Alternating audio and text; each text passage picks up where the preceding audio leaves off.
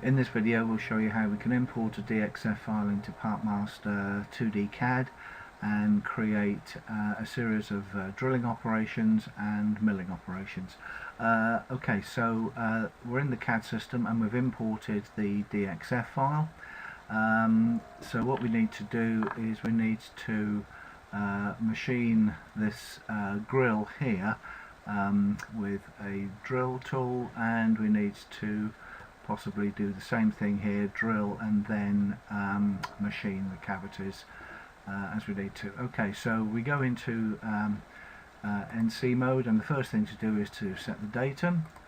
So we'll have the datum in the center of the panel there, and we'll just zoom in. So what we need to do for these hole positions is to create an element called a pattern. So that's found under NC, and it's the first icon here, which is pattern.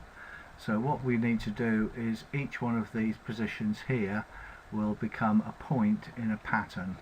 A pattern is a series of XY locations that can be machined with the same tool and to the same depth.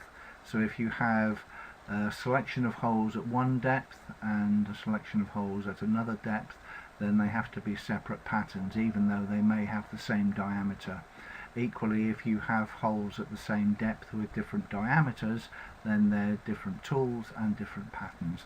So to create the pattern, we click into near snap mode so that we can snap on to the center of these existing circles here.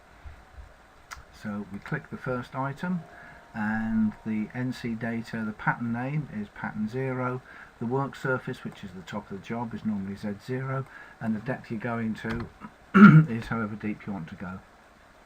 Okay, so this is creating a pattern.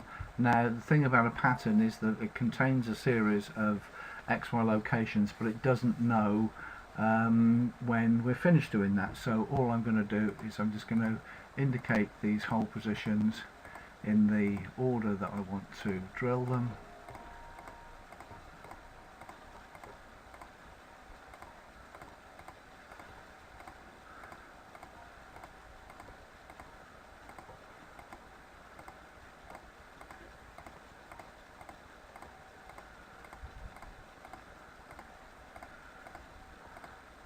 Okay, so as I get towards the last hole position, I'm going to hold down the shift key before I click the last hole, and this will tell the system that this is the last point in the pattern.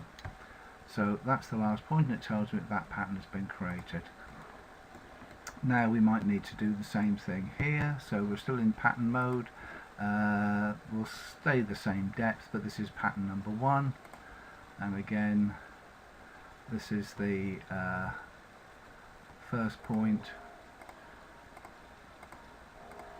and then for the final point I hold down the shift key, and that gives me the pattern number 1. Now I'll create the circles as contours, so I click there and give it the depth, and then do the same thing here, and so on.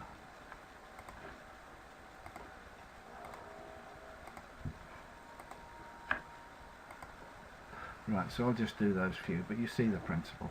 Okay, so let's save this away, save it as a drawing, and I'll put it into here and give it the name, take that through into machining, milling module.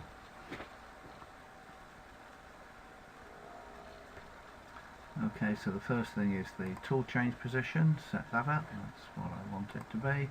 And you can see that we've got the drill hole positions, the patterns, and we've got a number of contours. So the first thing we'll do is we'll define a drill operation, a drill tool, give it a depth, give it a cut depth.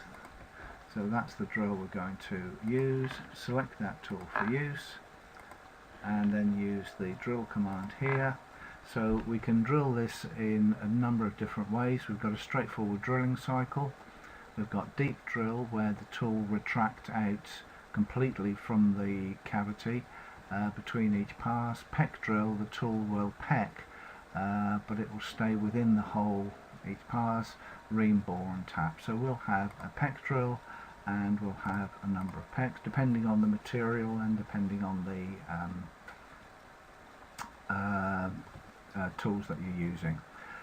If we want to machine all the different patterns, then we can just simply use that button there, and then both of those patterns will be machined. So if you wanted to use that as a center drill and pre-drill before you take in the second tool, then you might want to do another operation, drill, set the size of that, and so on. Select that tool for use, and then maybe just machine this pattern here. Okay, so that's pattern number 1. Again, we'll have a peck drill. Okay, so that then machines that second pattern there. I'll just go back and change the size of that tool.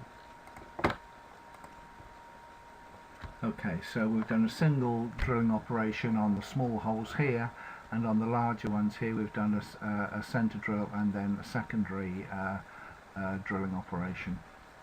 So now if we want to cut out those cavities, we use the go round command, choose the cavity that I want to cut first. This is going to cut clockwise, so I want to offset the tool to the right hand side. It's good to have an approach and a runoff when you're cutting a circle so that you don't dig into the starting position. So we'll have an arc approach and an arc runoff of say 5mm, and when I click OK, you'll notice that it will probably come up with an error, because what I haven't done is I haven't defined a tool.